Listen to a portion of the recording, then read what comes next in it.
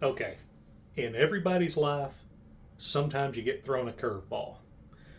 Last week, our washing machine quit on us. Middle of a cycle.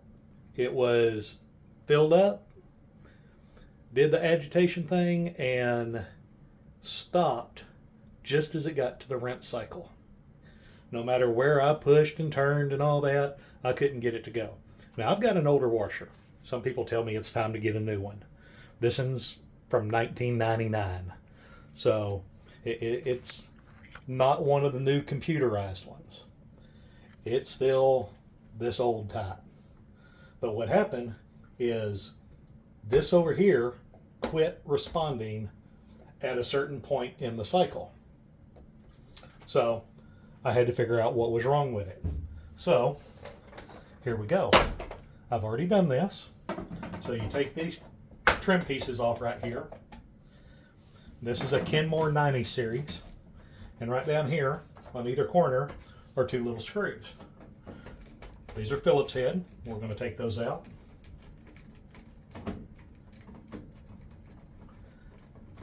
And they don't take very much. They're just like that.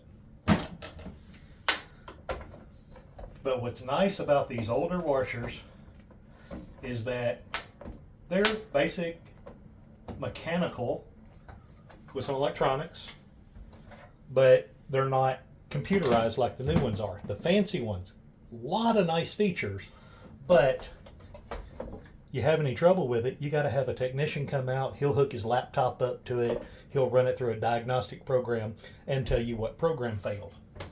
Well, here, you flip this up, and you've got, here's your water level pressure switch over here. This little tube so that it can tell the air pressure of where the tank is. It changes that, all that. But here's our problem over here. This is what failed on us. So we're going to remove this and replace it with a new one that I picked up on Amazon. This is the timer controller mechanism. And like I said, you can get it from Amazon. Just one thing you got to remember, right here, California residents, there's cancer causing properties in there for California residents.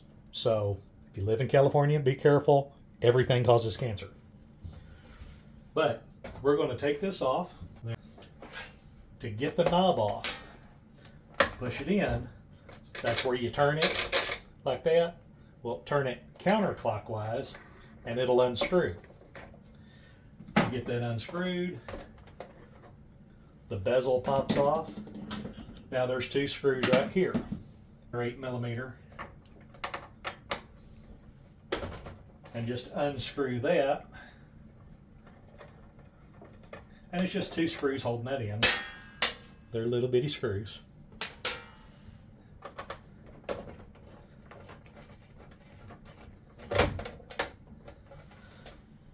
Like that. Okay, so flip that over.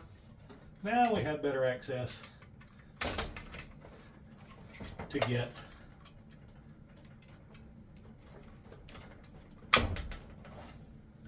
this piece off. And I've already cleaned it up because I took this apart the other day to figure out what was wrong with it and to try and get it to work a little bit. But if you look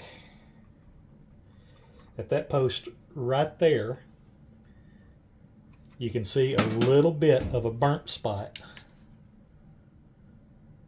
right there above that post. That contact got hot, arced out a little bit, and wasn't working right. So, like I said, this is a 1999 model, so lots of years of use, lots of pet hair and dust and everything get up on there. It's not surprising something went out. So, got the new piece. So,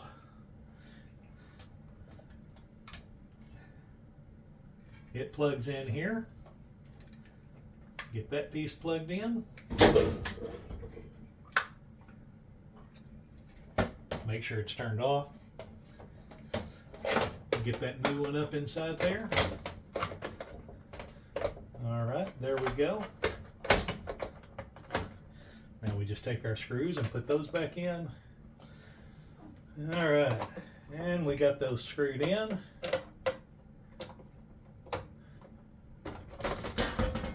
Now, we pop our little piece back on here, and it is grooved, so it goes on a certain way.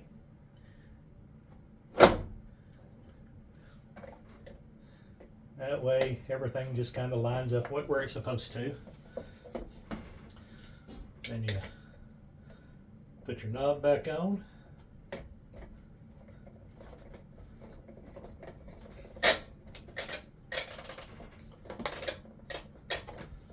All right. Now let's give it a little test. And hey, she's working. It's filling up there. We'll take that. We'll run that down here to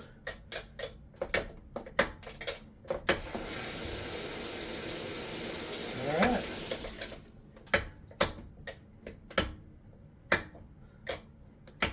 I'm hitting in between cycles.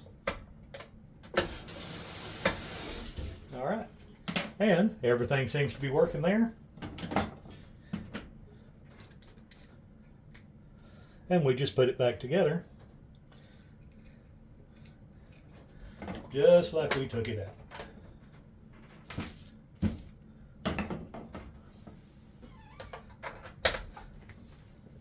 So I'll finish putting that back together, screw those in, just pop these end pieces back on and just snap on. But just because something breaks doesn't mean you have to throw it away. Sometimes you can just buy a new part, throw that in yourself, and you're right back to running. Have a good day.